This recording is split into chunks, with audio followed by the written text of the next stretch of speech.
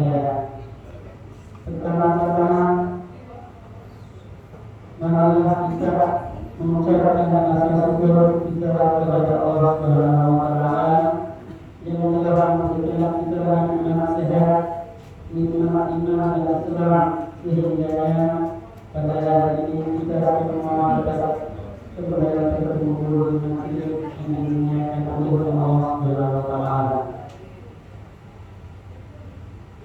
Keduanya selawat dan salam semoga senantiasa tercurahkan atas junjungan kita Nabi Muhammad sallallahu alaihi wasallam beserta keluarganya dan para sahabatnya dan seluruh umat yang mencari hingga akhir.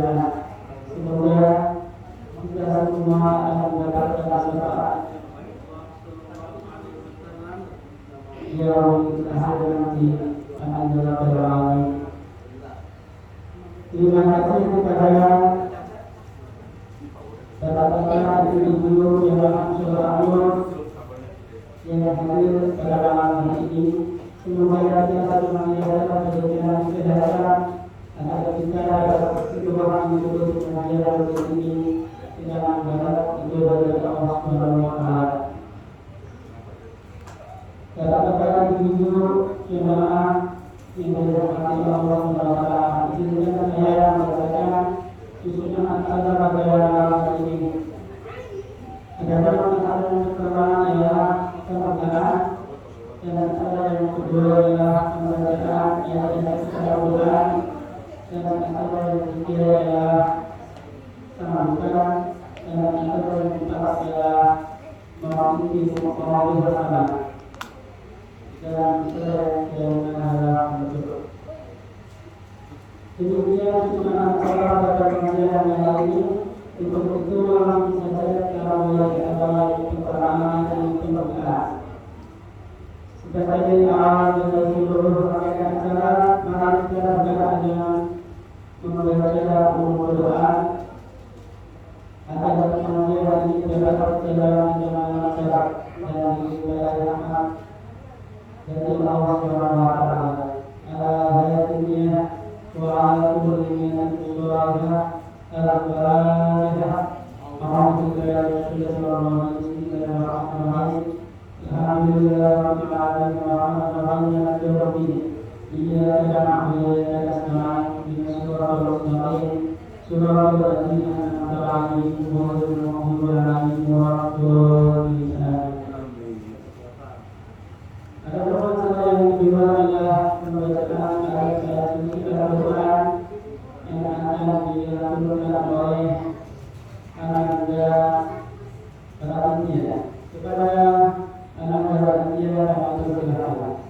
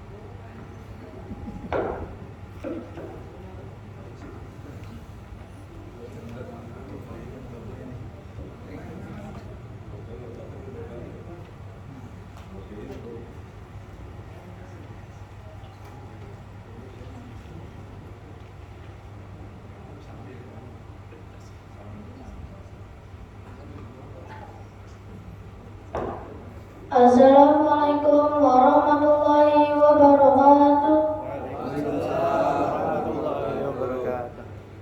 A'udzu billahi minasy syaithanir rajim. Bismillahirrahmanirrahim.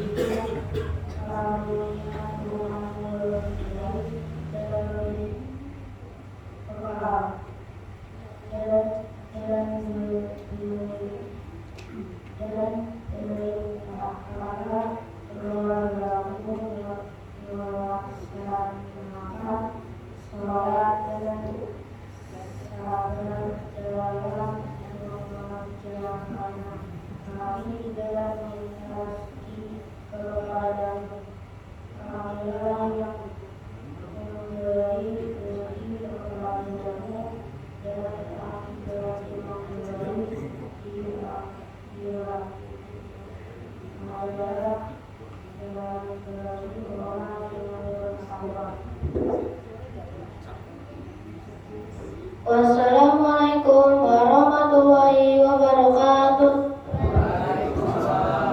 warahmatullahi wabarakatuh. Terima kasih kepada tempat berada Anda kemuliaan.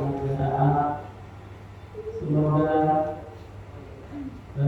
pada keduanya dan teman-teman mendapatkan berkah dari Allah Subhanahu wa Ta'ala. Ada yang ketiga adalah sambutan dari Ketua KM Solo Anur dapat mewakili. Kita layak mewakili dengan berkesan.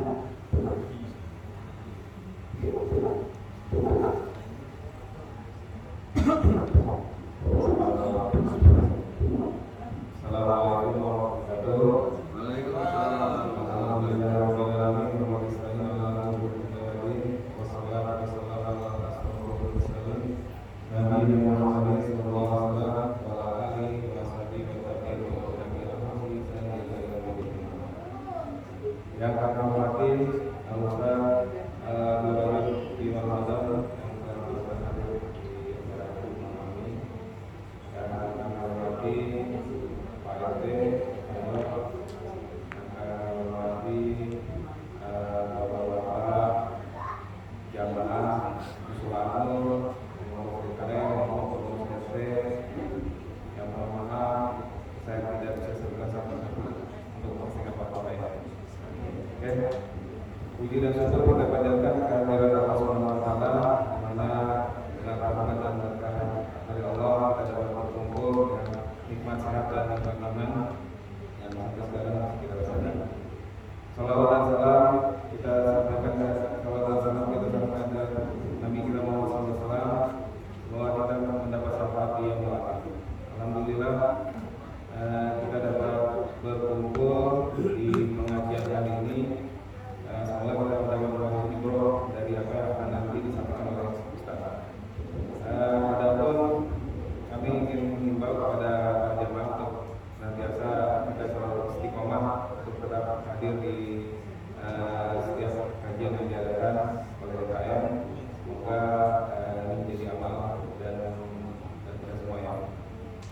Dan tak lupa kami sampaikan juga terima kasih sebesar-besarnya atas partisipasi dan dukungan semua jamaah baik pengurus maupun jamaah semua yang telah berkenan menyumbangkan sebagian harta maupun tenaganya.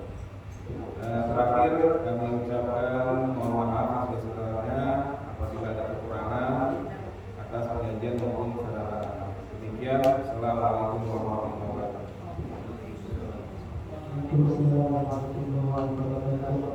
Terima kasih kepada Bapak Ketua dan Usaha ada beberapa yang sebelumnya saya mohon bersama yang akan sampaikan kami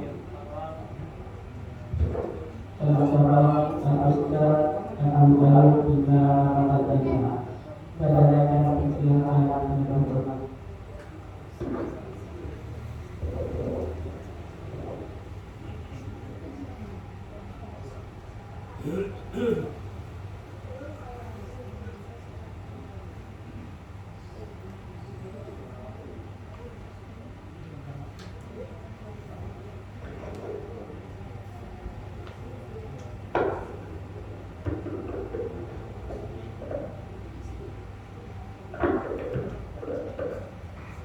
Bismillah. Assalamualaikum warahmatullahi wabarakatuh. Waalaikumsalam warahmatullahi wabarakatuh. Innal hamdalillah nahmaduhu wa nasta'inuhu wa nastaghfiruh wa na'udzu billahi min shururi anfusina wa min sayyiati a'malina. May yahdihillahu fala mudilla lahu wa may yudlil fala hadiya lahu.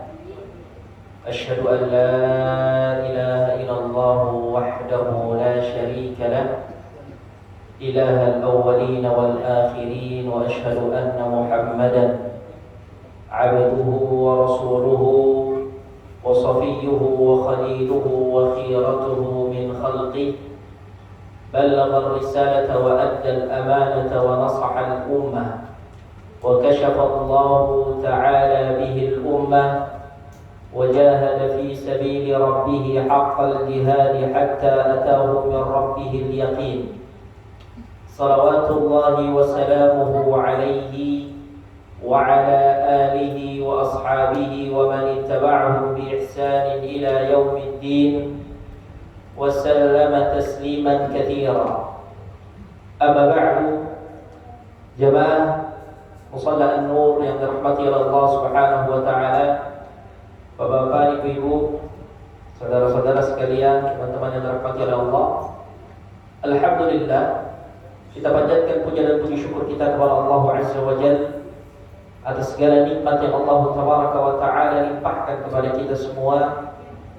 Hingga detik ini Allah Tabaraka wa Ta'ala mempertemukan kita dalam majelis ilmu, yang dimana majelis ilmu adalah majelis yang paling mulia secara mutlak yang ada di atas muka bumi. Di dalamnya dibacakan ayat-ayat Al-Quran. Di dalamnya dijelaskan tentang firman Allah dan sabda Nabi SAW. Jadi mana kita meminta dan berharap selalu kepada Allah Subhanahu wa Ta'ala dari apa yang kita usahakan dalam majelis ilmu ini, lelahnya kita, capeknya kita, ini menjadi pemberat timbangan kebaikan kita di hadapan Allah Subhanahu wa Ta'ala kelak. Amin ya rabbal alamin.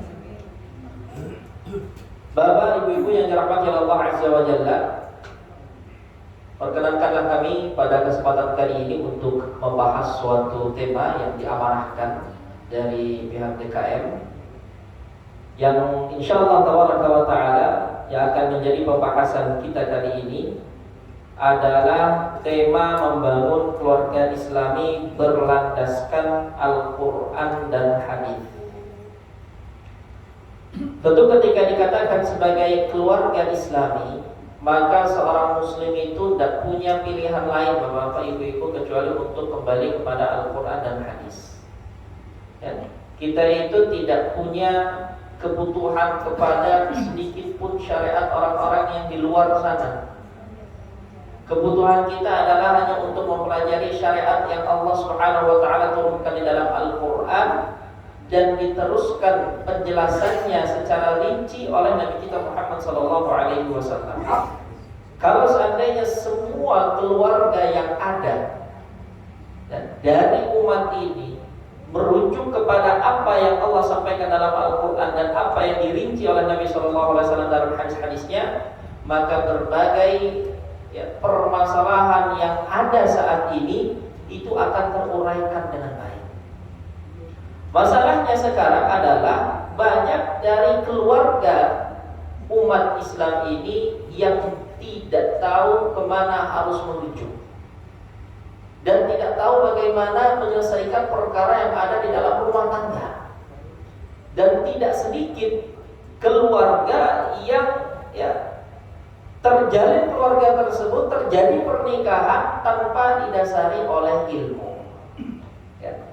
Sehingga memang sepatutnya kalau seandainya dikatakan bahwasanya pernikahan dan rumah tangga itu adalah ibadah yang terpanjang yang ada di dalam agama ini, maka sepatutnya seseorang sebelum melangkah ke jenjang pernikahan dia harus mengilmui bab itu terlebih dahulu.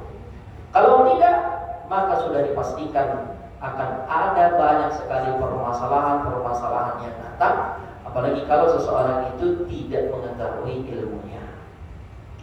Bapak Ibu yang dirahmati Allah Subhanahu wa taala, tentu kita ingin mengingatkan di awal pembahasan kita bahwasanya Allah Subhanahu wa taala itu menjadikan keluarga secara fitrahnya adalah sebagai tempat kembali yang sifatnya menenangkan, pasangan suami istri, kemudian seorang bapak yang memiliki anak-anak, seorang ibu yang memiliki anak-anak, antara satu dengan yang lain.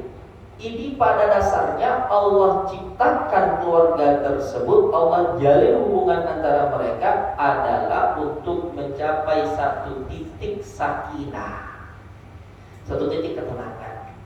Sehingga kalau seandainya ada suatu keluarga yang tidak bisa merasakan ketenangan dalam menjalani kehidupan, berarti ada sesuatu yang salah dalam keluarga tersebut. Gitu ya, karena ini tidak sesuai dengan tujuan Allah Subhanahu wa taala mempertemukan dua insan dalam satu hubungan, yaitu disebut dengan suami dan istri. Tentunya Allah Subhanahu wa taala tegaskan di dalam surat Ar-Rum ayat yang ke-21, ayat yang selalu dibawa oleh para ustaz, para dai, para muballigh ketika akan pernikahan. Wa min ayatihi, kata Allah, di antara tanda-tanda kebesaran Allah apa? An khalaqalakum min anfusikum azwaja. Allah ciptakan kalian itu berpasang-pasangan, laki-laki dengan perempuan. Dan Allah Subhanahu wa taala jelaskan untuk apa adanya rumah tangga itu, kata Allah, litaskunu ilaiha, agar kalian kaum lelaki itu merasakan ketenangan, kalian merasakan kecondongan kepada pasangan-pasangan kalian. Jadi adanya rumah tangga, sekali lagi di sini Allah tegaskan, adalah untuk mencapai ketenangan dalam hidup. Wa ja'ala bainakum mawaddatan wa rahmah, dan Allah lah yang menurunkan kepada pasangan ini kasih dan sayang. Jadi kalau minta, Bapak Ibu sekalian, ilmu pernikahan ini adalah ilmu yang tidak pernah ada habisnya, karena dia semenjak menikah sampai maut yang memisahkan. Jadi kalau dikatakan ilmu pernikahan itu hanya untuk calon pengantin saja, tidak. Ilmu pernikahan itu adalah ilmu yang harus selalu diulang-ulang, karena ini berkaitan dengan hak dan kewajiban. Kalau sifatnya hak kewajiban itu tidak paham, maka seseorang itu tidak akan bisa menjalankan perannya dengan baik. Seorang bapak dia tidak tahu apa hak kewajibannya, Seorang ibu, seorang istri dia tidak tahu apa hak kewajibannya. Anak-anak pun tidak tahu apa hak dan kewajiban mereka. Maka di sini Allah Subhanahu wa taala jelaskan bahwasanya kasih dan sayang, rasa cinta, itulah Allah yang turunkan kepada sebuah keluarga. Ya. Jadi bukan karena kecintaan semata seorang ayah, kecintaan seorang ibu, enggak, kecintaan itu mintanya kepada Allah Subhanahu wa taala. Jadi semakin dekat seseorang itu dengan Allah hubungannya, maka akan semakin mudah dia untuk menjalankan mawaddah warahmah dalam keluarganya. Tapi kalau seseorang itu semakin jauh dari Allah, semakin jauh dari syariatnya Allah Azza wa Jalla, maka akan semakin sulit dia untuk menjalankan mawaddah warahmah. Betapa banyak sekarang Bapak Ibu, ya. Ini kita berbicara fakta, ya. Kasus perceraian, ya, di negeri kita yang tercinta ini banyak sekali, ya. Banyak sekali kasus-kasus perceraian, banyak sekali kasus-kasus perselingkuhan, mohon maaf, ya. Belum lagi yang lama baru terjadi ini di media sosial, di berita terkabarkan bahwasanya ada orang tua yang membunuh anaknya, ya, ternyata di daerah Jakarta atau apa itu 4 orang. Ini kok bisa terjadi seperti ini, gitu ya? Ada yang seburuk-buruknya hewan pun tidak mungkin dia akan membunuh anaknya, gitu ya? Sepuas-puasnya hewan buas pun tidak akan membunuh anak. Ini kok ada manusia yang Allah berikan akal, Allah berikan fitrah, kemudian dia membunuh anaknya sendiri, gitu ya? Kemudian sedikit, ya, yang kemudian suami membunuh istrinya, istrinya membunuh suaminya, saling memutilasi, gitu ya? Allah musta'an. Jadi ada sesuatu yang salah, gitu ya? Orang-orang yang kemudian mereka masuk ke jenjang pernikahan tanpa didasari ilmu, tidak tahu apa kewajibannya dan apa haknya dia. Sehingga di sini Allah Subhanahu wa taala menegaskan inna fi dzalika laayatin liqaumin yatafakkarun, sesungguhnya, ya, padahal demikian itu benar-benar terdapat tanda-tanda kebesaran bagi kaum yang berpikir. Bapak-bapak, ibu-ibu yang dirahmati Allah Subhanahu wa taala, sebelum kita masuk ke, ya, inti permasalahan kita, ada sebuah ya, ada beberapa ayat yang akan saya bacakan terlebih dahulu. Yang dimana di ayat itu Allah Subhanahu wa taala mengingatkan kepada kita bahwasanya kehidupan kita di dunia ini adalah kehidupan sementara. Bapak-bapak, ibu-ibu, kalau kita mau jujur, ya, pasti ada satu titik di mana terjadi, ya, kepekatan dalam hubungan rumah tangga, gitu ya. Bapak yang kemudian tidak bisa memahami apa yang diinginkan oleh ibu, gitu ya. Kemudian ibu yang kemudian tidak mau untuk selalu disuruh-suruh oleh bapak, gitu ya. Merasa saling benar, merasa saling terpojokkan. Allah Subhanahu wa taala mengingatkan bahwasanya kesabaran itu hanyalah di dunia. Kenapa, Pak? Kenapa, Bu? Karena banyak di dalam Al-Qur'an Allah mengingatkan ketika seseorang itu sudah mati, ya, dia masuk ke alam barzakh, maka itu adalah fase awal di mana dia akan melupakan semua keluarganya. Mohon maaf, Pak. Ya, mohon maaf, Ibu. Jadi ketika seorang itu sudah meninggal dunia, itu adalah fase awal, dia tidak akan lagi memikirkan.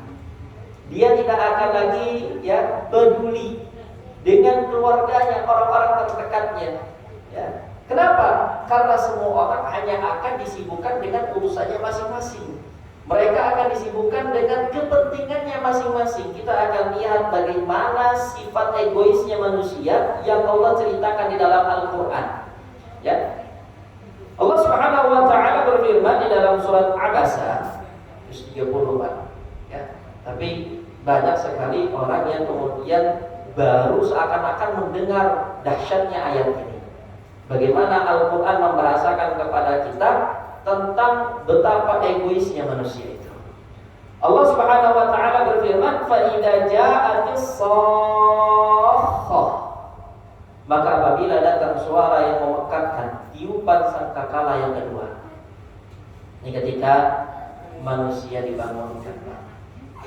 Ya, kita ini kan, ya, mungkin hidup 60 tahun di dunia, 70 tahun, kita 80 tahun juga sudah kebanyakan, Pak, ya. Kita bisa sudah melakukan hal-hal yang dulu mungkin bisa kita lakukan dengan mudah, ya. Usia-usia segitulah, 60, 70, kemudian kita mati dan akan dibangkitkan. Ketika kita dibangkitkan itu, Allah Subhanahu wa taala akan menceritakan sebuah fenomena, ya, yang semua orang mengalaminya. Apa itu? Kata Allah Subhanahu wa taala, yafirrul mar'u min akhihi. Pada hari itu ketika manusia dibangkitkan oleh Allah Subhanahu wa taala, pada hari itu maka manusia akan lari dari saudaranya. Lari, Pak, kabur. Seakan tidak mengenal. Seakan tidak mau berdekatan. Seakan dia hanya memikirkan dirinya sendiri. Apakah hanya kepada saudaranya? Tidak. Kata Allah, wa ummihi wa abihi. Dan dia akan kabur dari ibu dan bapaknya.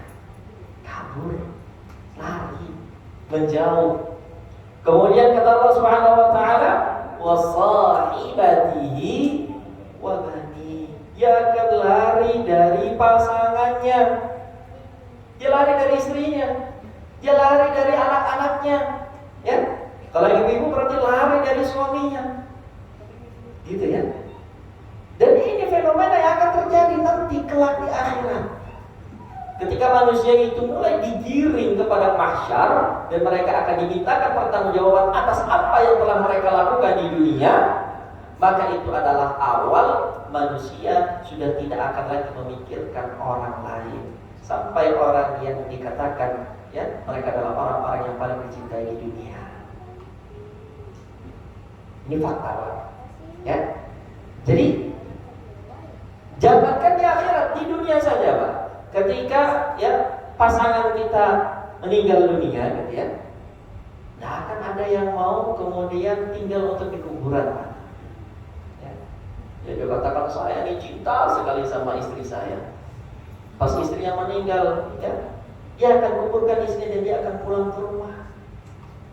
Begitu juga sebaliknya, istrinya menganggap ya suaminya ini adalah manusia yang paling dia cintai. Ketika suaminya meninggal dunia, tidak mungkin dia mau untuk tinggal di kuburan itu, tidak mungkin, Pak. Akan ditinggalkan kuburan itu, dia akan kembali kehidupannya dan menjalani kehidupannya sebagaimana biasanya. Itu baru di dunia. Nanti di akhirat Allah abadikan kisah itu dengan larinya setiap orang dari orang-orang yang mereka cintai. Jadi makanya Allah tegaskan, janganlah anak-anakmu dan hartamu menjadikan engkau lalai dari mengingat Allah. Jadi ada waktunya, Pak, ya. Ada waktunya untuk pasangan, ya. Ibu tuh, istri-istri kita tuh punya hak dari kita, ya. Kata Nabi SAW, inna li'ainika 'alaika haq, wa li jasadika 'alaika haq, wa li ahlika 'alaika haq. Sesungguhnya matamu itu punya hak untuk beristirahat, tubuhmu punya hak untuk beristirahat, istrimu pun punya hak ya untuk berkomunikasi dengan dia, menjaga hubungan baik, gitu ya. Kemudian anak-anakmu juga mempunyai hak. Jangan semua dihabiskan untuk pekerjaan, jangan semuanya dihabiskan untuk mencari nafkah. Dan harus pintar untuk memanage waktu. Ya. Semua punya hak dari dirimu. Dan di sini Allah Subhanahu wa taala menegaskan kenapa orang-orang itu lari dari satu sama yang lain. Likulli imri'in minhum yawma idzin sya'nun yughni. Setiap orang dari mereka pada hari itu mempunyai urusan yang menyibukkannya. Kayak ketika Nabi SAW itu menceritakan kepada Aisyah radhiyallahu taala anha bagaimana manusia itu akan dikumpulkan di padang mahsyar dengan tidak memakai pakaian, tidak memakai alas kaki, ya, dan dikembalikan ke dalam fitrahnya, tidak berkhitan. Maka Aisyah bertanya, wahai Rasulullah, bagaimana nanti antara satu dengan yang lain akan saling melihat? Kata Nabi SAW, hari itu tidak ada kesempatan untuk saling melihat, tidak ada. Semua orang itu difokuskan, dia akan galau dengan apa dan bagaimana dia harus mempertanggungjawabkan apa yang dia lakukan. Ya. Semua orang gelisah, semua orang bersedih, semua orang ya takut tentang dahsyatnya hari pengadilan yang hanya Allah Subhanahu wa taala sebagai hakim di hari itu. Kemudian ya Allah Subhanahu wa taala menyampaikan wujuhu yawma idzin musfirah dhahikatun mustabsyirah wa wujuhu yawma idzin 'alaiha ghawarah tarhaquha qatamah. Maka pada hari itu ada wajah yang berseri-seri, ada wajah yang tertawa, bergembira ria, ada juga wajah-wajah yang tertutup debu, suram mukanya Pak, tertutup oleh kegelapan dan ditimpa kehinaan dan kesusahan. Jadi wajah itu hanya dua nanti di akhirat, yang berseri dan wajah yang penuh dengan kegelapan.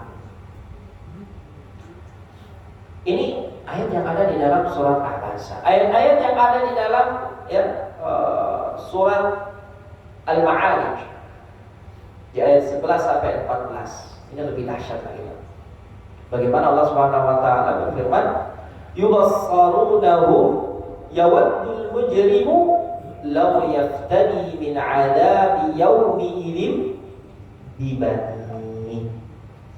Allah menceritakan kepada kita di hari itu orang-orang yang berdosa, orang-orang yang berdosa, tidak ada kita ini yang selamat dari dosa. Ya.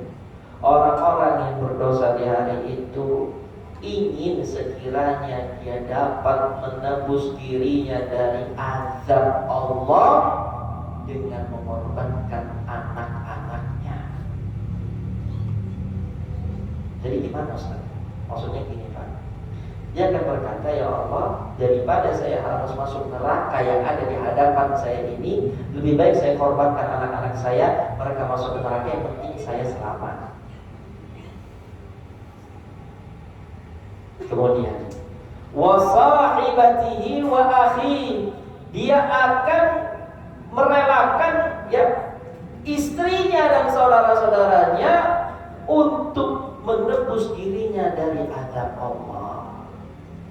Dari apa ya, anak saya masuk neraka, istri saya masuk neraka, saudara saya masuk neraka, yang penting saya selamat. Ini Al-Quran yang ceritakan. Wa fasilatihi allati tuwi, dan keluarga yang melindunginya di dunia. Dia punya bapak, dia punya ibu, tidak ada itu. Memandang kasihan, ingat kebaikan jasa, tidak ada Pak. Semua orang disibukkan memikirkan dirinya sendiri-sendiri. Makanya dahsyatnya Nabi kita Muhammad SAW, hebatnya Nabi kita Muhammad SAW. Nabi Muhammad itu adalah satu-satunya orang, satu-satunya manusia yang di padang mahsyar memikirkan orang lain. Bahkan para nabi dan para rasul tidak ada yang seperti itu. Gitu ya? Kalau kita baca hadis syafaat yang panjang itu, kita akan lihat bagaimana para nabi pun dipusingkan dengan dosa masing-masing. Mereka katakan, qad ghadibal yawma rabbi ghadaban lam yaghdab qablahu qad wa lam yaghdab ba'dahu qad, nafsi nafsi idhabu ila fulan idhabu ila fulan. Sesungguhnya pada hari ini Allah murka dengan kemurkaan yang tidak pernah Allah murka semurkanya Allah di hari ini, dan tidak akan pernah lagi Allah murka semurkanya Allah. Jadi ketika itu para nabi dan para rasul menyifati kemurkaan Allah itu berada di puncaknya. Itu di hari pada mahsyar. Puncak kemurkaan Allah itu di pada mahsyar. Dan pernah dan tidak akan Allah marah seperti marahnya, murkanya Allah di hari itu. Jadi nabi dan rasul tidak ada yang berani. Mereka katakan nafsi nafsi, diriku diriku. Tidak ada yang memikirkan orang lain, tidak ada yang memikirkan umatnya, tidak ada Bakku. Yang memikirkan orang lain di hari itu cuma Nabi Muhammad SAW, bukan hanya umatnya, seluruh manusia. Itulah dahsyatnya namanya syafaatul kubra, syafaatul uzma, syafaat yang besar, syafaat yang agung. Dan itulah kelebihan Nabi kita Muhammad SAW. Setiap Nabi dan Rasul dia akan ingat kesalahan yang dia lakukan di dunia. Itu selevel Nabi dan Rasul. Makanya ketika dalam hadis syafaat itu diceritakan tentang bagaimana manusia itu akan mengintip, ya, atau melintasi, melewati, berjalan di atas sirat, semua manusia akan terdiam, tidak ada yang berbicara kecuali para Rasul. Apa yang dikatakan para Rasul? Allahumma sallim sallim. Ya Allah selamatkanlah, ya Allah selamatkanlah, ya Allah selamatkanlah. Itu Nabi, selevel Nabi, selevel Rasul. Bagaimana kita? Selevel Nabi dan selevel Rasul pun mereka mengatakan Allahumma sallim sallim. Sedangkan kita ini bagaimana kira-kira? kondisi kita ketika itu ya. Betapa dahsyatnya itu. Wa man fil ardi jami'an tsumma yunji. Bukan hanya saja dia akan mengorbankan anaknya, istrinya, bapak ibunya, saudaranya, dan bahkan dia berharap dia bisa mengorbankan semua orang di bumi ini seluruhnya. Dia mengharapkan tebusan itu dapat menyelamatkannya. Kan? Ini secara umum seperti itu. Jadi semenjak manusia itu meninggal dunia, sampai kapan sifat keegoisan ini akan tetap dan terus berlangsung? Sampai nanti dia pertama kali menapaki kakinya di dalam surga. Barulah nanti ketika seseorang itu sudah menapaki kakinya di dalam surga, mulai celingak-celinguk, Pak. Mulai lihat sana, lihat sini, cari sana, cari sini, gitu ya. Mana keluargaku? Baru. Tapi sebelum masuk surga, semua memikirkan dirinya sendiri, tidak ada memikirkan orang lain. Jadi apa syahidnya?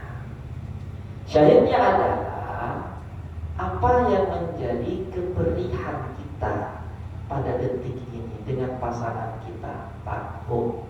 Maaf, itu tidak selamanya, itu tidak abadi. Ya, kita harus bersabar. Dengan apapun kekurangan yang ada dimiliki oleh pasangan kita, kita harus kuat, kita harus bersabar, kita harus bisa mengontrol emosi kita. Karena banyak permasalahan yang terjadi ketika seseorang itu tidak bisa mengontrol emosi. Suaminya tidak bisa mengontrol emosi, istrinya tidak bisa mengontrol emosi. Korbannya siapa? Korbannya anak-anak lagi. Jadi apa yang dikatakan oleh Allah Subhanahu wa taala dalam Al-Qur'an ini harus selalu kita ingat-ingat, harus selalu kita ulang-ulang. Fenomena kenyataan fakta bahwasanya kita tidak akan hidup lama di dunia ini. Kita bersabar dengan pasangan kita tidak lama. 10 tahun, 20 tahun, 30 tahun, 40 tahun, 50 tahun selesai semua. Ya, dia akan mempertanggungjawabkan apa yang dia lakukan, kita pun akan mempertanggungjawabkan apa yang kita lakukan. Kalau kita ini dan dia adalah orang yang baik dan berjodoh, maka kita akan bertemu lagi nanti di surga. Walaupun sebelumnya kita akan berpisah, gitu ya. Kapan berpisahnya? Ketika mati. Kapan mulai memikirkan lagi? Nanti kalau sudah di surga. Jadi peristiwa di padang mahsyar, peristiwa di Sirat, ya. Apalagi nanti ada Jahannamiyun, Pak, Bu. Orang-orang yang mereka tidak bisa langsung masuk ke dalam surga. Kenapa? Banyak dosanya, dicuci dulu masuk dalam neraka. Mereka harus melewati neraka itu. Mereka harus masuk ke dalam neraka, mereka diangkat di dalam neraka. Barulah kemudian mereka dimasukkan ke dalam surga. Ya, jadi tidak ada seorang mukmin yang kekal di neraka, itu tidak ada. Orang mukmin, orang yang bertauhid, orang yang beriman, orang yang Islam itu pasti keluar dari neraka, pasti. Tapi masalahnya Pak Bu, tidak ada yang tahu kapannya. Tidak ada yang tahu kapannya. Ya, jadi sebelum kita membahas lebih banyak ya, saya ingin mengingatkan kita tentang ayat-ayat itu. Tapi Masya Allah ini waktunya cepat sekali. Jam 9:15. Baik, bismillah ya. Jadi intinya apa yang menjadi ya masalah-masalah kita di rumah itu, kita harus bersabar. Ya, kita harus bersabar karena waktunya tidak lama. Berkaitan dengan kehidupan rumah tangga, Pak. Ya, Allah Subhanahu wa taala itu dengan berbagai hikmah telah menjadikan ya sebuah struktur dalam rumah tangga. Ini kalau kita merujuk tentang bagaimana membangun keluarga Islami menurut Al-Quran dan Hadis, kita akan dapati Al-Quran dan Hadis itu memberikan petunjuk bagi kita, Pak Bu, bahwasanya dalam rumah tangga itu ada struktur organisasinya. Struktur organisasi dalam rumah tangga yang Allah tetapkan itu bukan suami sejajar dengan istri, tetapi yang ada di dalam syariat kita yang Allah tegaskan, yang Nabi SAW rincikan dalam hadis-hadisnya adalah kepala rumah tangga itu adalah seorang suami. Jadi pemimpin itu laki-laki. Pemimpin itu suami pemimpin. Allah Subhanahu wa taala menegaskan ini dalam surat An-Nisa ayat 34. Ini juga banyak diulang-ulang ya, ayat-ayat yang banyak sekali diulang. Ya, mungkin kita kurang ngeh Pak ya, Bu, tentang bagaimana Allah Subhanahu wa taala itu mengabadikan tentang syariat yang mulia ini. Kalau semua orang itu kembali kepada Al-Qur'an, kembali kepada hadis, selesai berbagai permasalahan yang ada. Kenapa masalah itu banyak? Karena tidak kembali kepada settingan awal yang Allah SWT telah ciptakan secara fitrahnya. Jadi ibarat mobil, ibarat motor, itu kan ada settingan pabriknya. Ya, mobil itu tidak boleh seperti ini kan, motor itu tidak boleh seperti ini kan. Kalau ini dilanggar maka dia akan merusak, akan turun mesin baik. Begitu juga manusia, Allah Subhanahu wa taala yang paling tahu tentang maslahat kita, tentang bagaimana kehidupan kita bagaimana kita menjalani kehidupan di dunia ini. Allah yang paling tahu maslahatnya itu seperti apa dan bagaimana. Allah yang paling tahu, makanya Allah turunkan syariat. Kewajiban kita itu hanya untuk istislam. Kita itu hanya untuk qabul. Kewajiban kita itu hanya untuk inqiyad, tunduk patuh, menerima, berlapang dada atas apapun yang Allah tetapkan. Ketika Allah perintahkan kita untuk menjalankan kita teguh sampai mati. Ketika Allah tetapkan kita pegang erat-erat sampai mati. Dan itu sudah pasti adalah yang terbaik. Kalau kita ada keraguan sedikit pun dalam syariatnya Allah Subhanahu wa taala, maka itu akan berdampak buruk terhadap keimanan yang kita lafazkan. Kalau kita sudah mengucapkan asyhadu an la ilaha illallah wa asyhadu anna muhammadar rasulullah, tidak boleh protes kepada syariat. Tidak boleh lagi protes kepada apa yang Allah tetapkan, tidak boleh haram. Tidak boleh mempertanyakan lagi, sudah sami'na wa ata'na. Kalau Allah yang tetapkan, Nabi yang tetapkan, sudah kami mendengar dan kami taat. Allah menegaskan ar-rijalu qawwamuna 'alan nisa.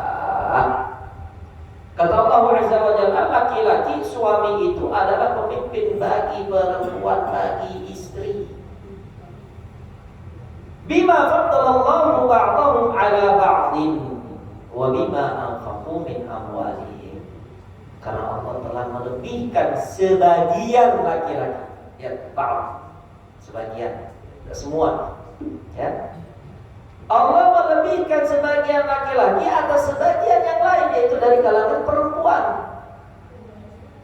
dengan kelebihan-kelebihan yang dimiliki oleh laki-laki. Makanya pernikahan itu, Bapak Ibu, harus satu kufu, harus satu level, tidak boleh ya yang perempuan levelnya lebih tinggi dibandingkan yang laki-laki. Ini akan terjadi masalah nanti kelak di rumah tangganya, ya. Jadi laki-laki itu dia harus melihat mana yang pantas, ya, mana yang pantas untuk dijadikan teman hidupnya. Kalau seandainya ya perempuan itu ya adalah perempuan yang lebih tinggi dibandingkan dirinya, baik dari segi ilmunya, gitu ya, baik dari segi hartanya, nasabnya, gitu ya, maka ini harus hati-hati. Islam itu mengarahkan agar pernikahan itu harus satu kufu. Dan secara fitrah laki-laki itu ketika dia memiliki kelebihan dibandingkan istrinya, dari kecerdasan, ketegasan, kewibawaan, karisma, kepemimpinan, ya, itulah yang akan menjadikan dia secara otomatis pemimpin dalam keluarga itu. Kemudian hal yang kedua yang menjadikan laki-laki itu sebagai pemimpin dalam rumah tangga adalah wabima anfaqu min amwalihim, dan dengan apa yang mereka infakkan, mereka nafkahkan dari harta-harta mereka. Jadi Islam itu punya konsep, ya, yang mencari nafkah itu adalah kaum laki-laki, gitu ya. Yang menjadi tulang punggung itu adalah para ayah, para suami. Kalau fitrah ini kemudian dibalik, maka berbagai masalah itu akan muncul, ya.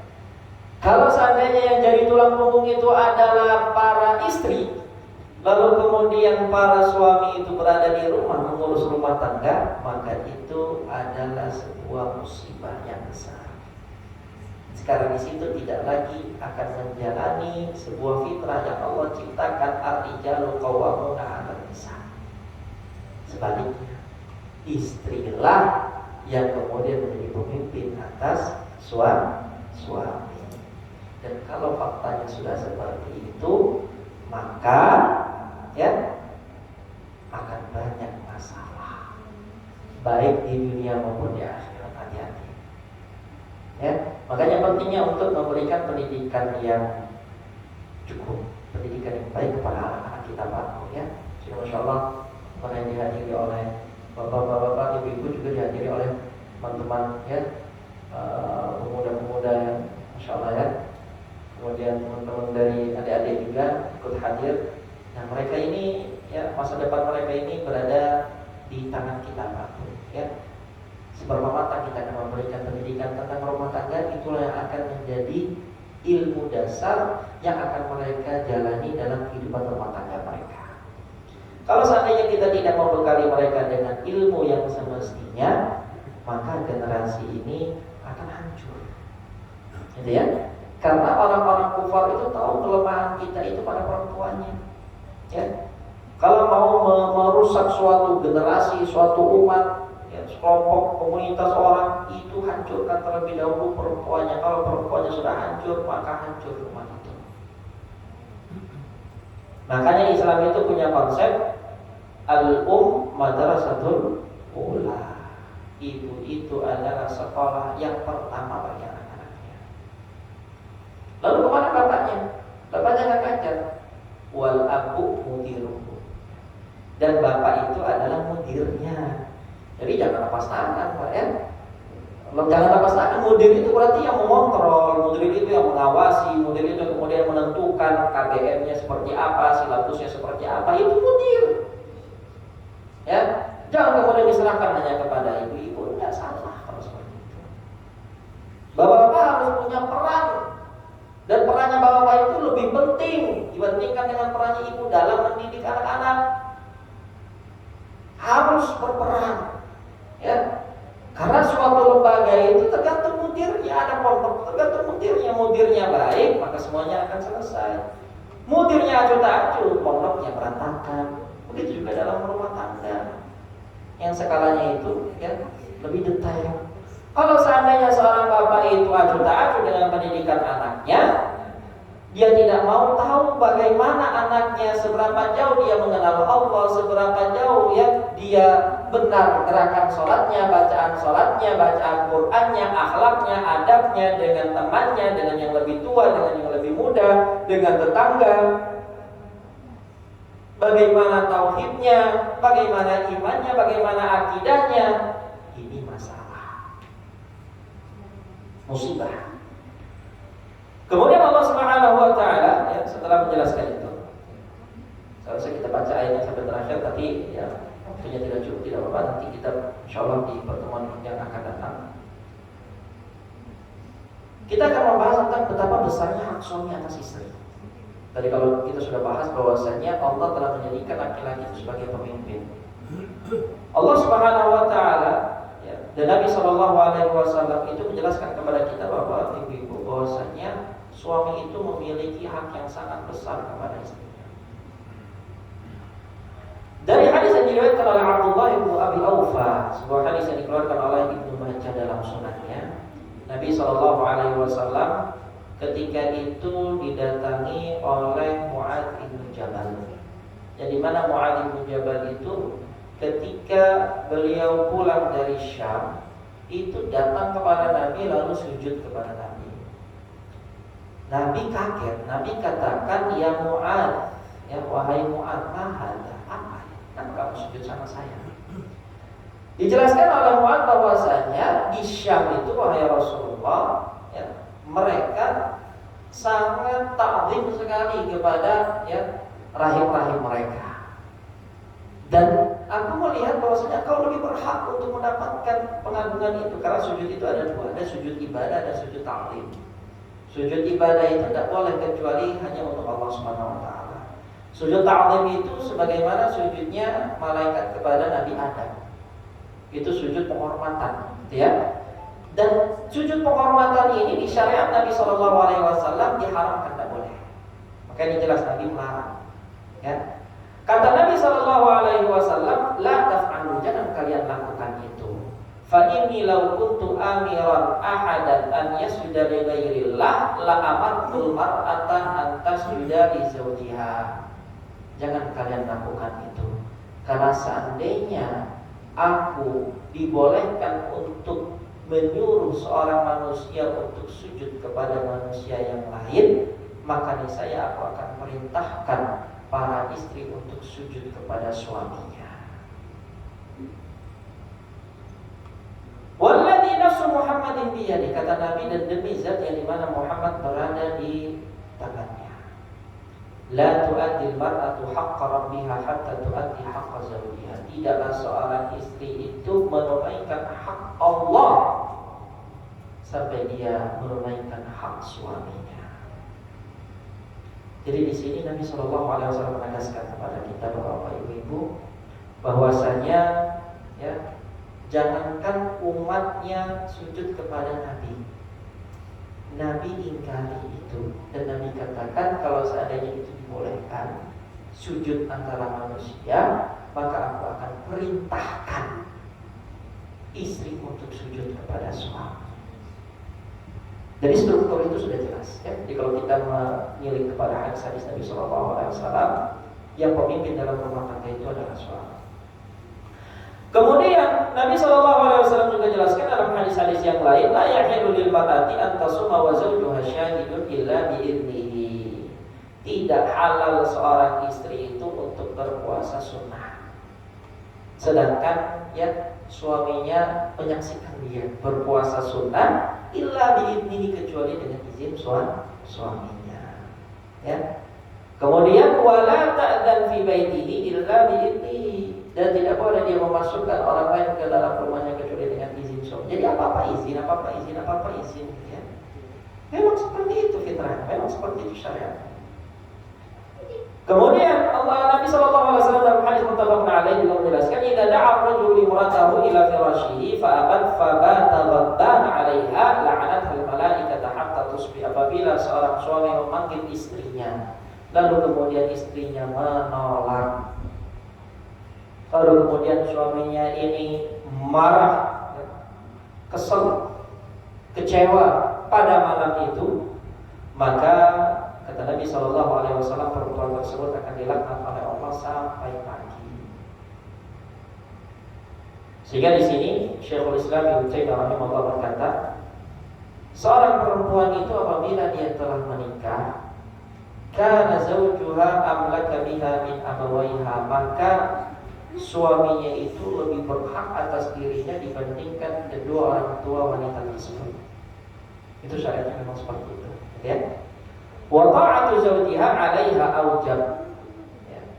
Dan ketaatan kepada suaminya itu dibandingkan dengan ketaatan kepada bapak dan ibunya, ketaatan kepada suaminya itu lebih wajib. Falaisa laha an takhruja min manzilihi illa bi'idnihi. Tidak boleh seorang wanita itu keluar ya dari rumahnya kecuali dengan izin suaminya. Bahkan kalaupun yang menyuruh dia untuk keluar adalah bapaknya dan ibunya, bittifaqil ummah, secara kesepakatan umat para ulama, tidak ada khilaf dalam ini. Ya, jadi bukan permasalahan fikih yang mukhtalaf alaihi, yang ada khilaf. Ada mazhab Hambali, Syafi'i, Maliki gitu ya. Hanafi, tidak ada, disepakati semua. Baik, kita lanjut Pak. Bagaimana? Cukup mungkin ya, bagaimana? Jam 9.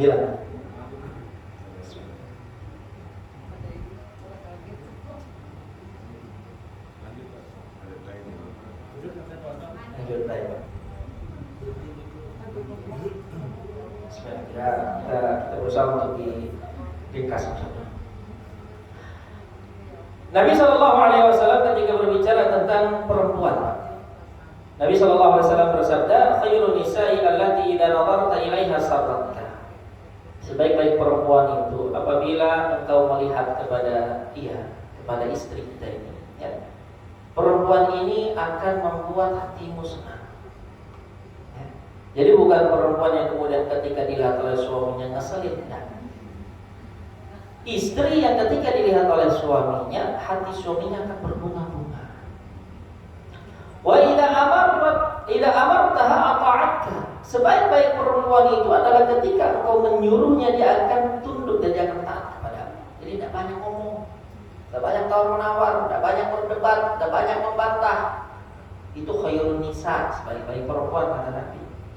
Wa idza ghibta 'anha hafizatka fi malika wa nafsiha. Dan apabila engkau ghaib ini berarti pergi, safar, keluar rumah, kerja dan yang lainnya, maka perempuan itu akan menjaga hartamu dan dia akan menjaga dirinya sendiri. Jadi bisa dipercaya, amanah. Ya. Dalam hadis yang lain diriwayatkan oleh At-Tabrani, Nabi SAW bersabda, "Ala ukhbirukum bi nisaikum min ahli jannah." Mau enggak saya kabarkan kepada kalian kaum wanita yang termasuk penghuni surga? Kata Nabi SAW, "Al-walud, al-walud, al-a'ud, alladhi idza zulimat qalat, hadhihi yadi fi yadika, la adhuqu ghamdan hatta tarda." Kata Nabi SAW, wanita calon penghuni surga itu memiliki sifat-sifat. Yang pertama, mereka adalah wanita yang memiliki kasih sayang, kelemah lembutan.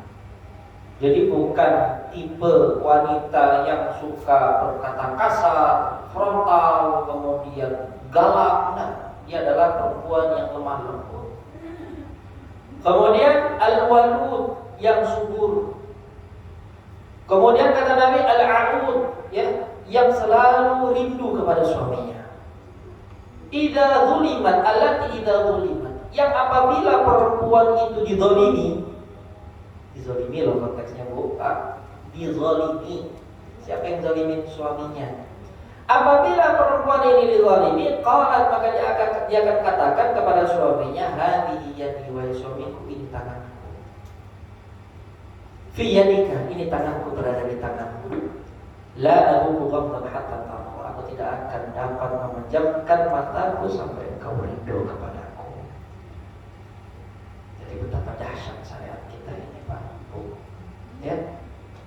Semua permasalahan konflik itu di dalam Islam itu tidak boleh dibawa sampai tidur. Gitu ya. Sebelum tidur masalah sudah selesai. Konflik biasa, ya. Karena memang ini punya background tersendiri, ini punya background tersendiri dari keluarga terdahulu sebelum menikah, gitu ya. Kemudian dijadikan satu atap, perbedaan-perbedaan itu wajar. Tapi Islam memberikan solusi bahwasanya suami itu tidak boleh zalim, tidak boleh sewenang-wenang kepada istrinya. Dan istri pun tanda kutip, ya, dia harus lebih banyak mengalah kepada para suami.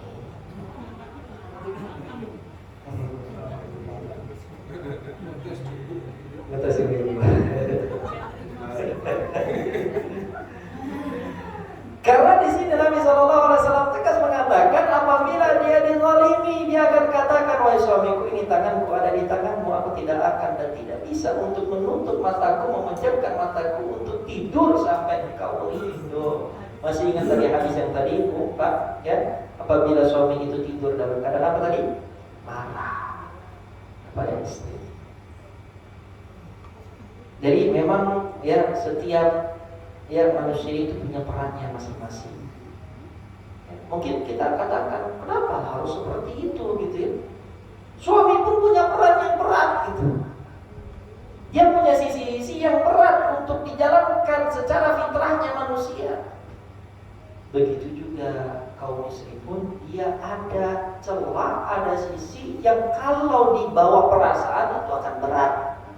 Tapi itulah jihadnya istri. Itulah ladang pahalanya istri.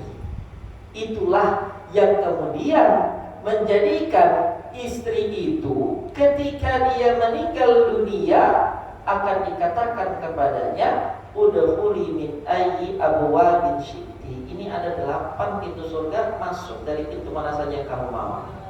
Itu diantara sifatnya adalah dia adalah istri yang taat kepada suaminya. Dan kita doakan semoga ibu-ibu yang ada di sini ya adalah ibu-ibu calon penghuni surga sebagaimana disebutkan oleh Nabi Sallallahu Alaihi Wasallam, dan ya para suami juga mengikuti Nabi Sallallahu Alaihi Wasallam ya dalam berumah tangga, ya. Tentu kita semua menuju ke sana, ya. Kalau dikatakan kamu kan bukan Nabi, kamu juga bukan Aisyah, tidak. Kita ini berkiblat kepada Nabi dan keluarganya Nabi. Kita ini umat Islam, ya Pak Bu. Kita ini punya undang-undang, kita punya syariat, kita punya manusia contoh yang Allah jadikan memang hidupnya dari A sampai Z itu untuk kita ambil pelajaran. Ya, kita tak butuh itu, ya. Dunia barat kita tak butuh orang-orang yang tidak beriman, orang tak, semua sudah ada, syariatnya sudah lengkap. Tinggal kita buka, kita baca, kita kaji. Semua apa yang ada dalam syariat kita itu sudah cukup bagi kita untuk menjalani kehidupan dunia dan di akhirat secara tentram, nyaman, aman, sudah. Tak butuh yang lain. Baik, kemudian Nabi Shallallahu Alaihi Wasallam juga menentukan tentang bagaimana sikap seorang istri kepada suaminya, itulah yang akan menentukan surga atau nerakanya.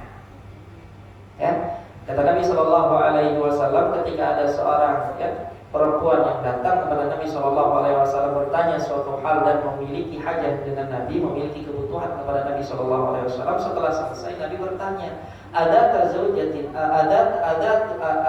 zaujin anti, apakah kau memiliki suami? Qala na'am, kata perempuan itu, ya wahai Rasulullah. Qala kaifa anti lahu, bagaimana posisimu ya di hadapan suamimu? Qalat ma'alu, kata perempuan itu, aku selalu taat kepada dia wahai Rasulullah, ya illa ma'ajistu anhu, kecuali dalam perkara-perkara memang aku tidak mampu untuk melakukannya.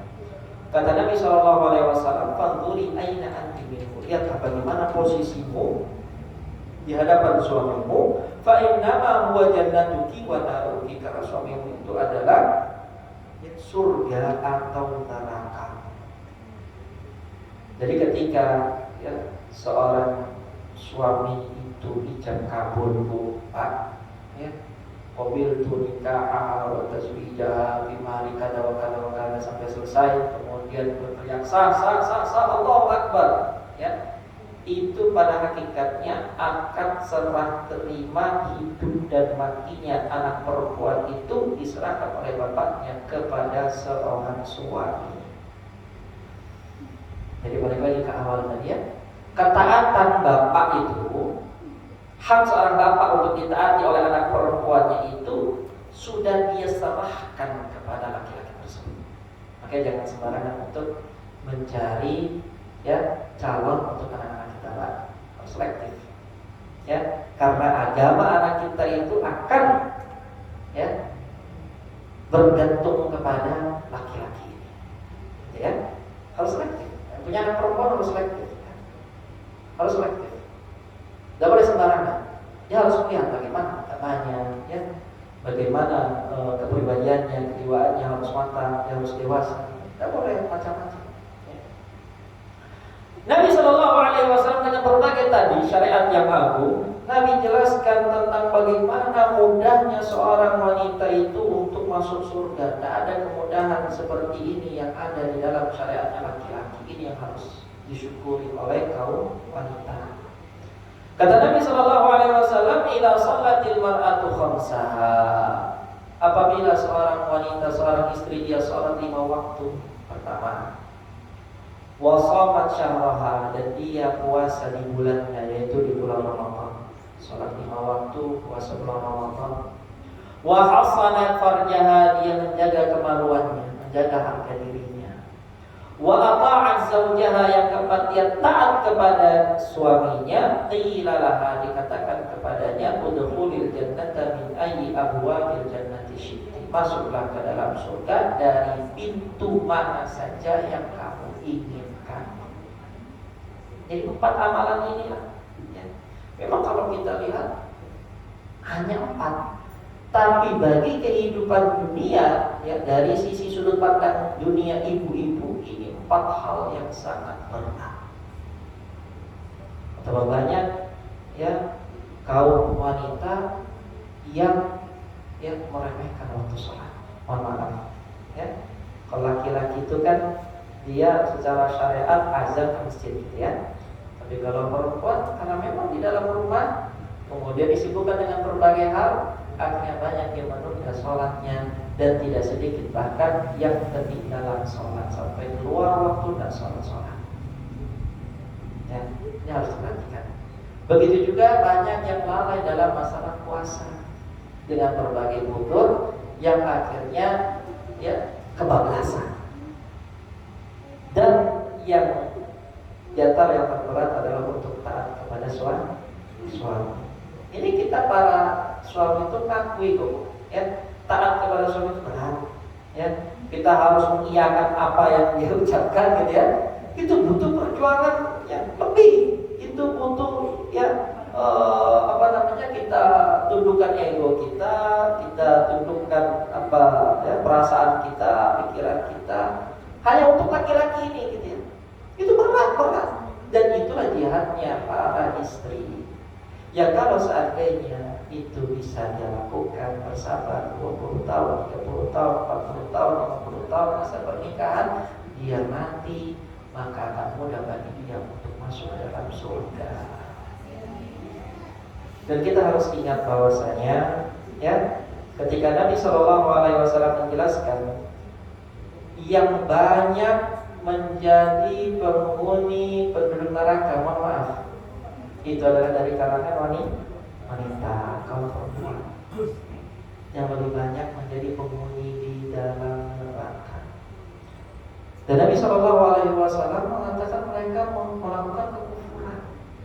Kata para sahabat kaget, apakah perempuan itu banyak yang kufur kepada Allah? Kata Nabi SAW, yang furnal ashir, mereka kufur kepada suami mereka, bukan kufur kepada Allah. Ya, bagaimana bentuk kufurnya mereka kepada suami-suami mereka? Idza ahsana ahadukum ilaihinna dahra.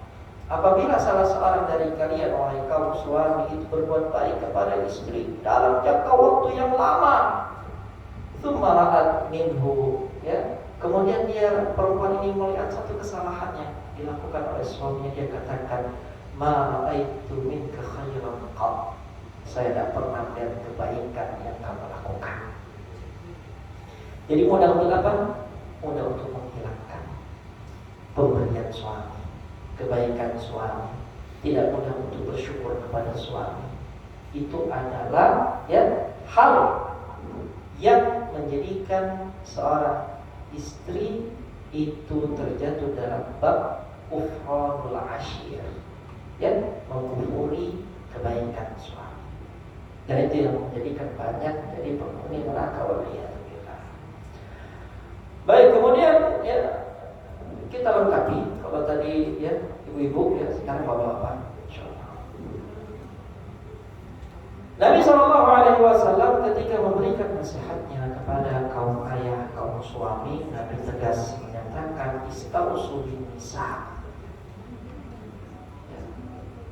Perhatikanlah ya urusan istri-istri kalian dengan baik. Kalau mereka salah, nasihati dengan nasihat yang bijak. Jangan bengong-bengong, jangan marah-marah, jangan kehilangan emosi, kendalikan emosi. Fa innal mar'ata khuliqat min dila'in, karena pada hakikatnya wanita itu diciptakan dari tulang rusuk. Wa inna a'waja syai'in fid dila'i a'la, dan yang paling bengkok dari tulang rusuk itu adalah bagian yang paling atas. Fa in dhahabta tuqimuhu kasartahu, kalau kamu berusaha untuk meluruskan tulang rusuk itu dengan kuat, dia akan patah. Wa in taraktahu lam yazal a'waj, tapi kalau kamu biarkan dia akan tetap bengkok. Fastausu bin nisa, kata Nabi SAW, ya, baik-baiklah dalam memperhatikan urusan istri-istri kalian. Jadi disinilah dibutuhkannya kematangan akal seorang suami. Jadi suami itu bukan orang yang kemudian banyak baperannya, ya. Boleh banyak baper.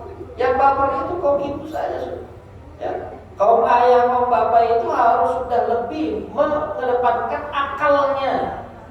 yang dengannya Allah Subhanahu wa taala berikan kelebihan kepada mereka, pakai akalnya. Ya. Kalau ibu-ibu lebih mengedepankan perasaan, itu memang sudah fitrah yang Allah Subhanahu wa taala ciptakan mereka dengan itu.